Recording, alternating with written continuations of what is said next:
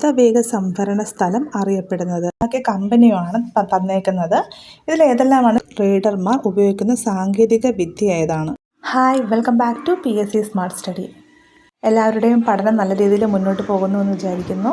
ഇന്നത്തെ എൻ്റെ ഒരു ചെറിയൊരു സ്റ്റഡി വ്ളോഗാണ് കാണിക്കുന്നത്. അതായത് എൻ്റെ ഒരു വർക്കുള്ളൊരു ദിവസം ഞാൻ എങ്ങനെയാണ് പഠനത്തിനായിട്ട് സമയം ചിലവാക്കുന്നത് എന്നുള്ളതാണ്. സത്യസന്ധമായിട്ട് പറയുകയാണെങ്കിൽ കുറച്ച് സമയം മാത്രമേ എനിക്ക് വർക്കിംഗ് ഡേയ്സിൽ കിട്ടാറുള്ളൂ. അങ്ങനെയുള്ളപ്പോൾ ഞാനത് ബാക്കിയുള്ള ദിവസങ്ങളിലത് മാനേജ് ചെയ്യാറുണ്ട്. ഇന്നിപ്പോൾ ഇത് രാവിലെ 6:30ക്ക് ഞാൻ കുറച്ച് ഇംഗ്ലീഷ് റിവിഷൻ ചെയ്യാനായിട്ട് തീരുമാനിച്ചിരിക്കുകയാണ്. പക്ഷേ ഞാൻ എഴുന്നേൽക്കുന്ന സമയം തന്നെ എൻ്റെ മോൾ എഴുന്നേറ്റത് കൊണ്ട് അധികം ഒന്നും അങ്ങോട്ട് ശരിയായിട്ടില്ല. എന്നെങ്കിലും ഞാൻ കുറച്ചൊക്കെ ആർട്ടിക്കിൾസ് കുറച്ച് റിവിഷൻ ചെയ്തായിരുന്നു. പിന്നെ അതിന് ശേഷം ഞാൻ ഫുഡെല്ലാം കഴിച്ചതിന് ശേഷം പിന്നെ എൻ്റെ വർക്കിലേക്ക് കഴിഞ്ഞു.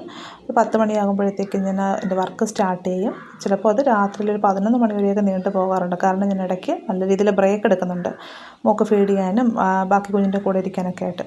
പിന്നെ ഒരു 3 മണിയൊക്കെ ആയപ്പോഴത്തേക്ക് ചെറിയൊരു ബ്രേക്ക് എടുത്തിട്ട് ഞാൻ കോൺസ്റ്റിറ്റ്യൂഷനിലെ കുറച്ച് ടോപ്പിക്സ് ഞാനൊന്ന് കവർ ചെയ്തു. ഈ ഭരണഘടനയിൽ നിന്ന് നമ്മൾ കടമെടുത്ത രാജ്യങ്ങൾ ഏതൊക്കെയാണെന്നൊക്കെ ഒന്ന് നോക്കി. അത് നമ്മൾ റിവിഷനാണ് കൂടുതലും ഇപ്പോൾ ഞാൻ ഇമ്പോർട്ടൻസ് കൊടുക്കുന്നത്. കാര്യം നമ്മൾ പഠിച്ച കാര്യങ്ങളൊന്ന് ബൂസ്റ്റ് ചെയ്തെടുക്കണം, എന്നും മറക്കാതിരിക്കാൻ വേണ്ടിയിട്ട് ഒന്ന് ബൂസ്റ്റ് ചെയ്യുക. പിന്നെ കുറച്ച് ക്വസ്റ്റ്യൻ ആൻസേഴ്സ് ഞാനൊന്ന് റിവിഷൻ ചെയ്തെടുത്തു. മാക്സിമം നിങ്ങൾ പഠിക്കുമ്പോൾ അതിനൊപ്പം തന്നെ മുൻവർഷ ചോദ്യപേപ്പറുകളൂടി ഒന്ന് വർക്കൗട്ട് ചെയ്യുകയാണെന്നുണ്ടെങ്കിൽ നിങ്ങൾക്ക് ഈസി ആയിട്ട് ഈ വരുന്ന സെക്രട്ടറി ടെസ്റ്റിൻ്റെ പ്രിലിമിനറി എക്സാം ക്രാക്ക് ചെയ്യാനായിട്ട് നിങ്ങൾക്ക് സാധിക്കും. എനിക്കിപ്പോൾ OMR ഷീറ്റിനകത്ത് എക്സാം എഴുതാനുള്ള സമയം കിട്ടാത്തത് കൊണ്ട് ഞാൻ ക്വസ്റ്റ്യൻ പേപ്പേഴ്സ് കുറച്ചായിട്ടാണത് കംപ്ലീറ്റ് ചെയ്യാറ്. ഇടയ്ക്ക് ബ്രേക്ക് എടുത്തിട്ടാണ്. അതുകൊണ്ട് തന്നെയാണ് എൻ്റെ വർക്ക് ഇത്രയും സമയം നീണ്ടു പോകുന്നത്. കൂടുതൽ നമുക്ക് കിട്ടുന്ന അവസരങ്ങൾ നമ്മൾ മാക്സിമം പഠിക്കാനായിട്ട് എടുക്കുക. ഒരു സമയം നമ്മൾ ഫിക്സഡായിട്ട് വെച്ചിരിക്കുമ്പോൾ നമുക്ക് ആ സമയത്ത് പഠിക്കാൻ കഴിയണമെന്നില്ല. അതുകൊണ്ട് കിട്ടുന്ന സമയം പഠിക്കാനായിട്ടാണ് ഞാൻ മാക്സിമം ശ്രമിക്കുന്നത്.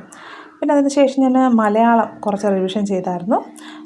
മലയാളം ഒരു 5 മണി കഴിഞ്ഞു, ഒരു 5:20 കഴിഞ്ഞപ്പോഴത്തേക്കാണ് പിന്നെ ഒരു അരമണിക്കൂറോളം മലയാളം ഒന്ന് റിവിഷൻ ചെയ്തു. ഈ ഒറ്റപ്പദം അത് കൂടുതൽ മിക്കവാറുമുള്ള എല്ലാ ക്വസ്റ്റ്യൻ പേപ്പേഴ്സിലും കണ്ടിട്ടുള്ള ഒന്നാണ് ഒറ്റപ്പദം എന്നുള്ളത്. അപ്പം ഞാനൊന്ന് പഠിച്ചത് തന്നെയാണ്, ഒന്ന് റിവൈസ് ചെയ്തെടുക്കാനായിട്ട് ശ്രമിച്ചു.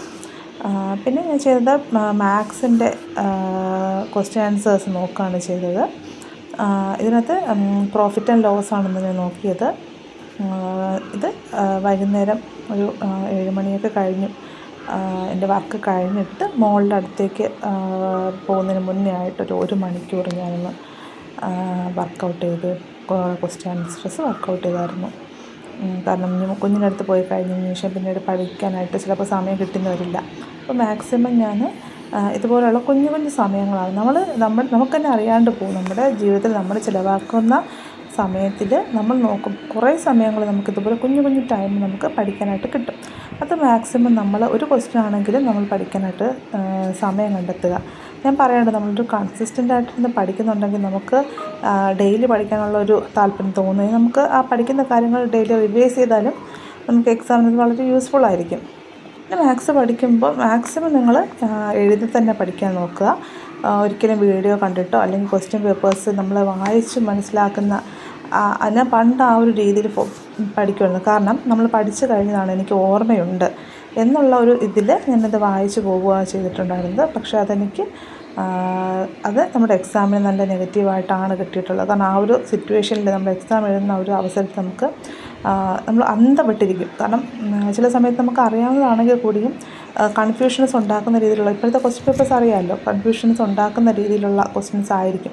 അപ്പോൾ നമ്മൾ ആ കാര്യം അത് മനസ്സിലാക്കിയെടുക്കുക, നമ്മൾ ആ കൺസെപ്റ്റ് മനസ്സിലാക്കിയിട്ട് അത് പ്രാക്ടീസ് ചെയ്യുക. മാത്സിന് ആ ഒരു ടെക്നിക്ക് നിങ്ങൾ യൂസ് ചെയ്താൽ നിങ്ങൾക്ക് ഉറപ്പായിട്ടും മാത്സിൽ 20 മാർക്സ് നിങ്ങൾക്ക് നേടാനായിട്ട് സാധിക്കും.